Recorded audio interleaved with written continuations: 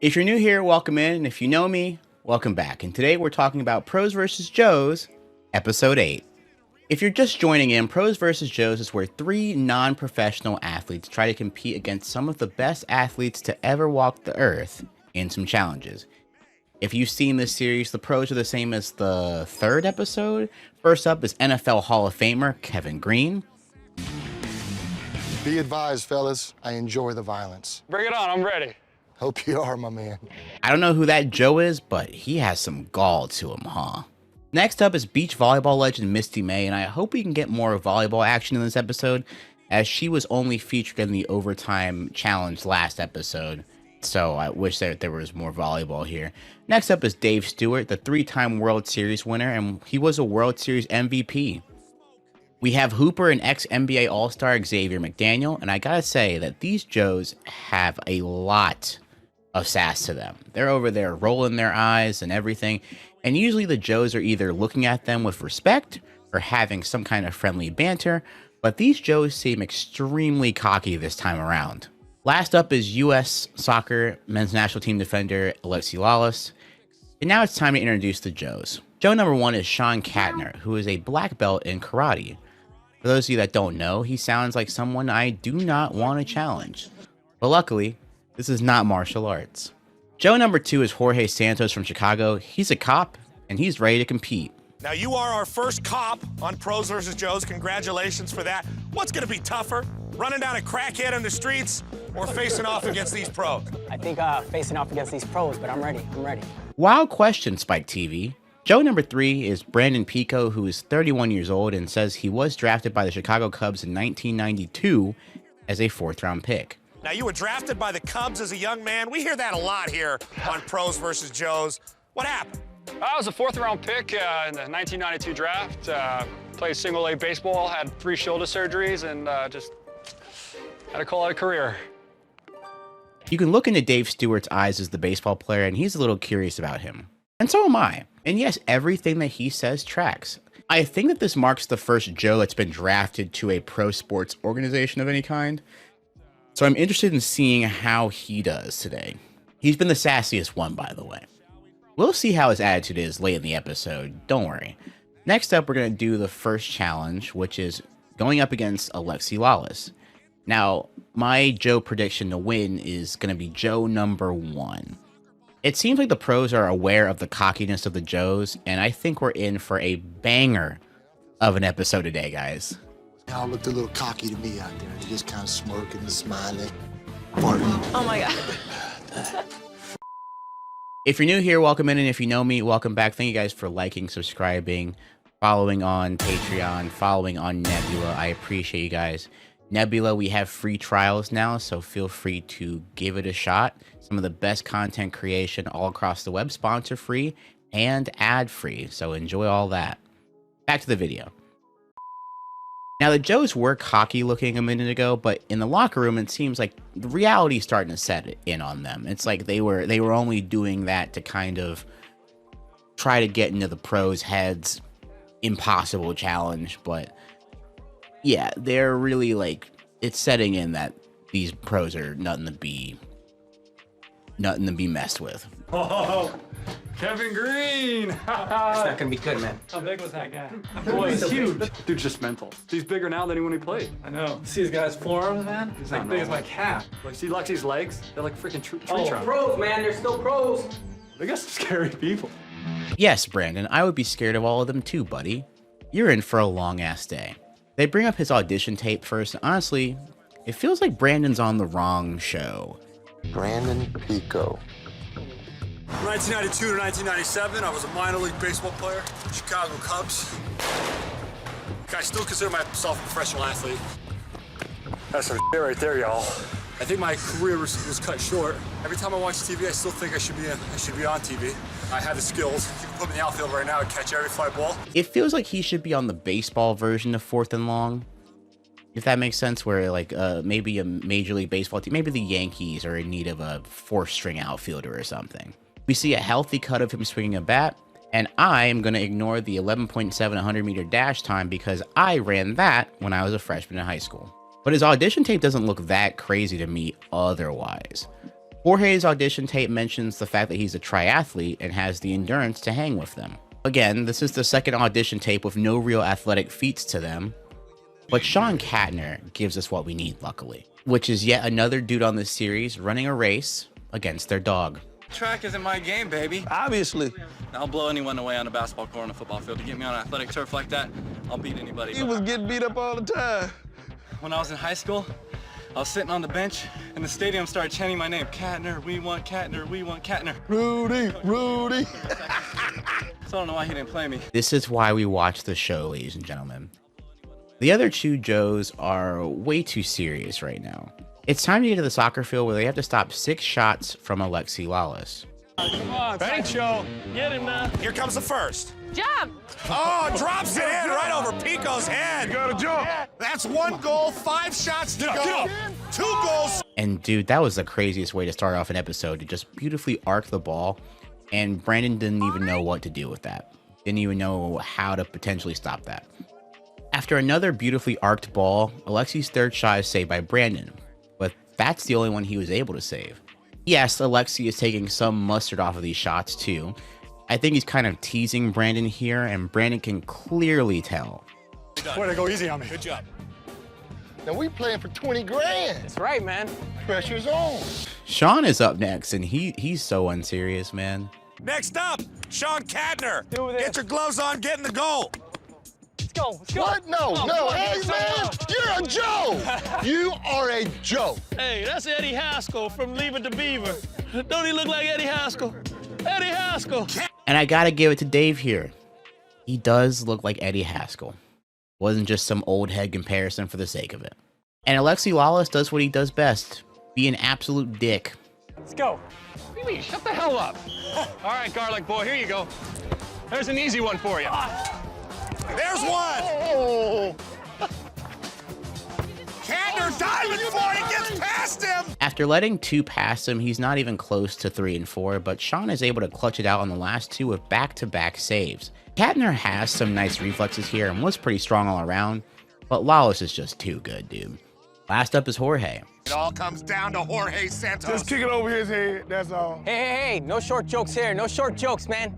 There you go, baby. Just like a coach, baby. I haven't hit anybody in the face yet, have I? No, you hit nobody in the Out of all the guys, I think this is the one big target right there. Jorge is amped and stops the first shot. The second one looks a little bit savable, but look at me out here not knowing nothing. Shot number 3 is saved, and he's tied with Sean. Jorge clutches it out, and he's able to save both number 4 and 5. Only allowing 2 goals here in this trial, and he gets the vault play of the day. Sean and Jorge were both pretty good in this matchup, honestly, but Jorge looked like he'd played soccer before at some level. He gets the respect from all of the pros too on this. Next up is a pitching competition with Dave Stewart. You might have the edge with Dave Stewart. I would take Dave Stewart yard, I'll tell you that right now. I don't know. You got the experience, Mr. Drafted 4th round by the Cubs over here. He's got the edge. I ain't lying. Them boys is in trouble. Serious trouble. There you go. Make them pay. Shoot. Show them the smoke. Shoot, ain't no smoke to this, man. This is just accuracy. Let's bring it in. Let's bring the smoke, baby. Show them what it's about. Let's go. 1, 2, 3. Pros! In Challenge 2, the Joes are given a more level playing field, and this time the Joes get a special 3-level strike zone, where the more accurate they are, the more strikes that they get in one throw. So for example, if they're able to hit the bullseye target, that one pitch will count for 3 strikes. Here we find out that Brandon Pico was an outfielder, and even though he played baseball before, this might not be his event, buddy. First up is Dave versus Sean. Here's the first pitch. Woo! That is 1 out. Good gracious alive. That pitch went through all 3 strike zones. That's 3 strikes, 1 out, 2 to go for Dave Stewart. Also, when I gave that instruction spiel, I didn't register that Dave Stewart also got to benefit from this rule until, I mean, he did hit the bullseye, like he was, bullseye.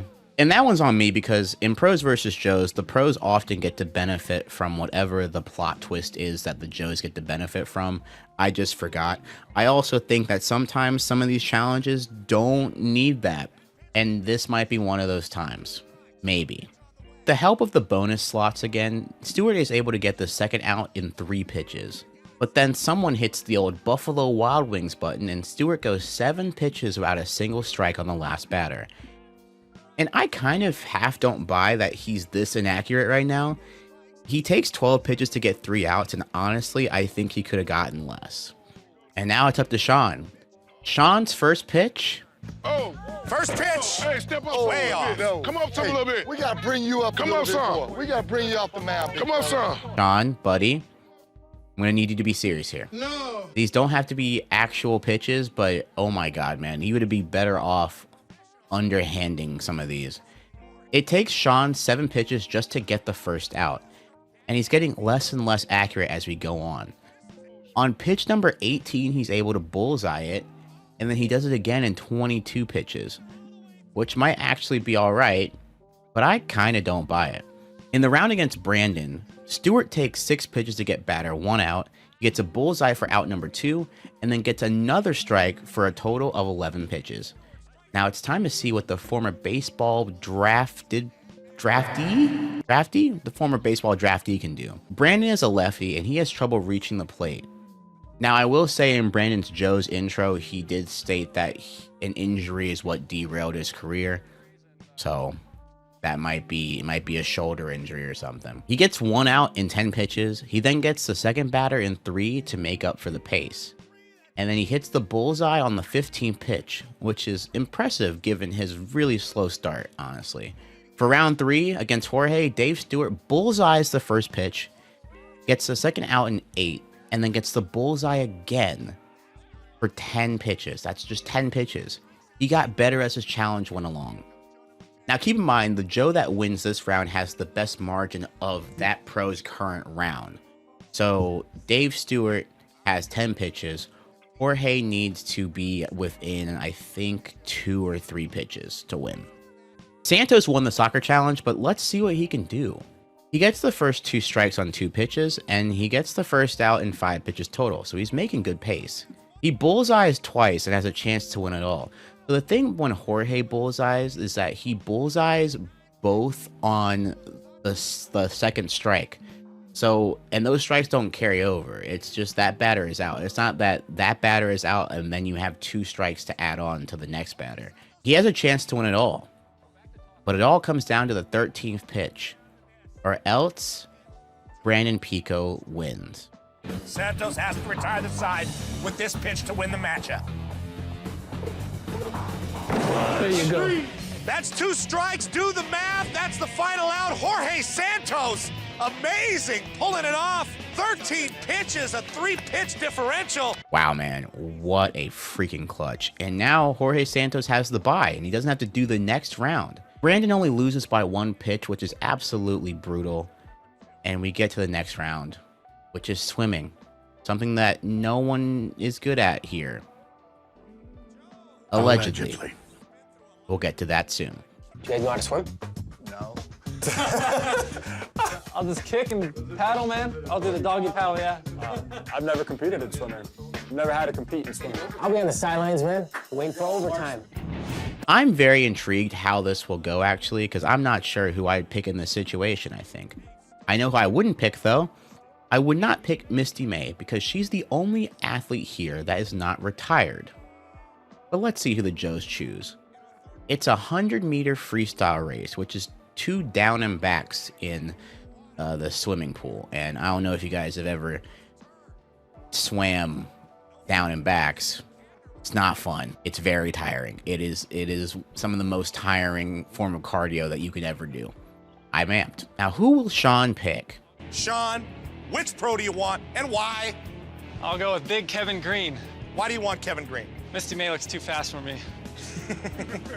Hey, that's a smart man, Sean. Sean, you a smart dude. You a smart dude. All right, Pico, who do you want in the pool, man? You look nervous. Who's it gonna be in the pool? I'll take Misty. Misty May lives at the beach, dude. Pico, that means you versus Misty May, the queen of the beach, and she can swim. Congratulations, our first matchup. Dummy, yeah. Yeah. Dummy, yeah. Yeah. Brandon, you're not a smart man, bro. What are you doing? First up is Sean versus Kevin. At the start, Sean and Kevin are dead even, but of course, this is a stamina battle. Katner gets out to a lead after about 50 meters, and at 75, Kevin Green is starting to get tired because, yes, like I said, swimming is tough. Kevin had to settle for the backstroke at the end and loses by 22 seconds, and he's absolutely gassed. Like, he's not even worried about the challenge here. He's just like, I should probably just finish. I'm gonna take my sweet ass time. My guess here is that Brandon has to book it because Kevin built up such a pro deficit here. Best of luck, Brandon. We start out and Misty is cruising after 25 meters. Misty's ahead after 50, and she keeps building on her lead. And the pros also mentioned that she lost her goggles mid-run. So now she's not swimming with goggles. But bro, Brandon, you're getting cooked, buddy. You're getting cooked. It's over for you. Misty May heads back and finishes in 1 minute and 22 seconds. Brandon, what did I tell you, bro? When we get to round 3 of pros versus Joes, guys, you should not pick the athlete that isn't retired. Doesn't matter what the sport is to me. That's my rule. That'd be my rule if I was a Joe on this show. Brandon wouldn't know this, but Misty May would leave this show and then go on to win 2 more gold medals, man. This is on you, buddy. This is on you. This is on you. Despite looking very lackluster in the first 2 events, my Joe prediction, Sean Katner, is advancing to face off against Jorge Santos. Short, I'm stout, but I got endurance. So you better get ready. I'm gonna match my quickness. Quickness? Yeah. Now, do you want to rephrase that, my friend? I'm ready to go, though. Come on, man. I'm ready to go right now. Undefeated. Undefeated so far, my friend. And now it's time for the overtime round here. And it doesn't matter that Jorge won the first 2. He's gonna have to earn it. Oh, dude, I'm also not sure if you guys have noticed, but it's raining tonight? This might be the first time I've seen a rain overtime matchup. I'm amped. God has smiled upon us. The rain has stopped. Let's get it cracking. No. Bro, I was so excited for rain basketball and everything else, but I'm curious to see how the grass sports will be affected here. So to start out, we have the Joes trying to defend against Xavier McDaniel. Sean's up first, and Xavier just plays bully ball with him. X starts it off with an easy hoop. Now it's getting physical. Backing him down. Ooh, an elbow to the head. Oh, look at Katner. Takes it right in the face. X is just too strong inside. Oh, man. Taking an elbow to the face, that can't be easy, dude. And you still have like 30 seconds left of defense left if you want. Sean's going to have to dig in or try a new strategy. Wait, never mind. Xavier McDaniel tries a jump shot at 30 seconds and misses. Doesn't even go for the rebound, by the way, and Sean is able to finish in 33 seconds. Jorge is even smaller than Sean, and X is able to bully him even more. Basically, this will go until X tries a jump shot, which is around 24 seconds. So Jorge is able to finish in 29 seconds. I'm pretty disappointed in X here because the point of overtime is not to go easy on the contestants. It's supposed to be challenging, and settling for a jump shot here in both is just straight up unnecessary. In challenge 2, the Joes have to hit one of Misty May's serves into the box. But I'm puzzled because the box is on the Joes side of the net. Last time they did this volleyball challenge in overtime, you had to hit the serve onto the other side of the net. Now I know in volleyball you have to hit it to your teammate on one side, but this might seem a bit much. It feels like the target is too small, and the Joes are not going to be able to overcome this. Katner tries and tries, but he's just not able to field a serve. Jorge also tries his best and gets close to the box a couple times, but it's just not close enough, and neither Joe has a chance in that one. Sean is able to shave 2 seconds, but that's about it. My wish comes true, and the rain comes back. And now the Joes have to score a goal against Alexi Lawless. Keep in mind that in the soccer challenge earlier, the Joes just had to be in the net. They didn't have to do any dribbling or kicking. I also love how they're going to have to score and earn it with these mini goals. Katner on the second try gets absolutely slide tackled by Alexi Lawless. And he does it again, and there is just no shot there, and Sean once again times out. These overtime challenges are tough. Except for the basketball one. That was Xavier let them off the hook. Jorge goes left, and Alexi Lawless is just mashing square. For those of you that don't know, I think square is the slide tackle button still in those soccer games. Alexi's absolutely dominating. He comes in and knocks Jorge over, destroys him. Let's look at that again. Oh, young Mr. Santos may never be pretty again. God damn, man, we get it, Alexi. You're tough, bro.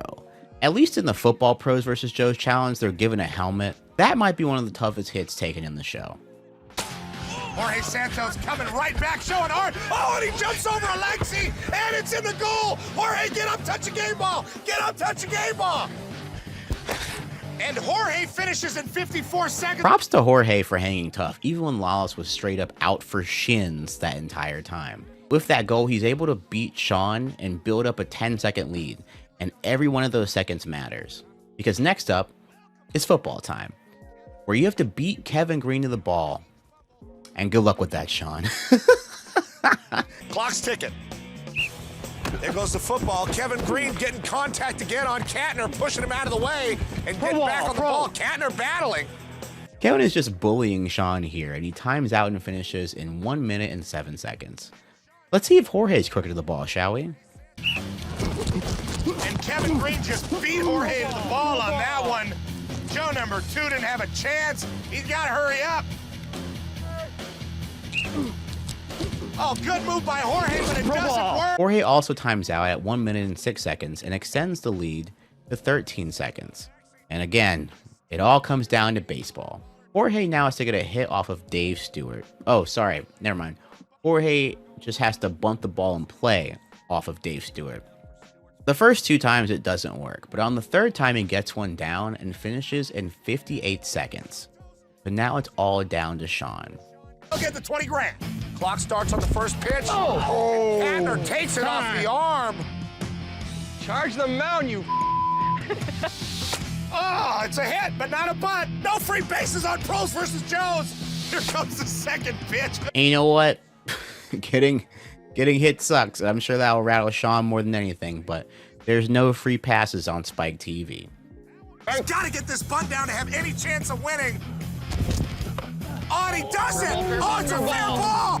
He's only got a few seconds to get to the game ball. Come on, Sean! Oh, not in time. So close! Jorge Santos coming away with a victory. Sean finally got one down, but that's gotta suck to come 1 second away from winning 20 grand. But Jorge takes this episode, and it's time to take on the countdown of the Joes.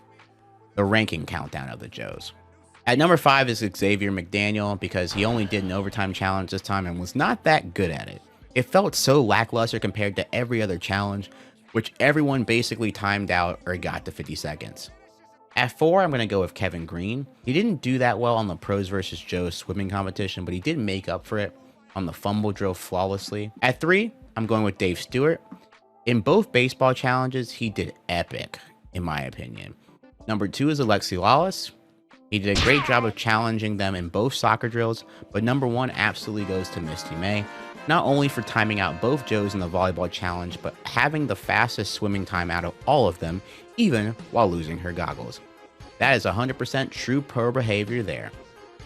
And that wraps up another episode of Pros vs. Joes. We have, I think, 2 more episodes left until the finale. And again, we have 5 seasons of this. If you guys want all 5 seasons, because I know that the show changes over the seasons. If you want all 5 seasons, feel free to let me know. If you want to binge watch this series, I do have all of these videos in a playlist, so they're easy to find. So enjoy. Have a good one, y'all. Bye!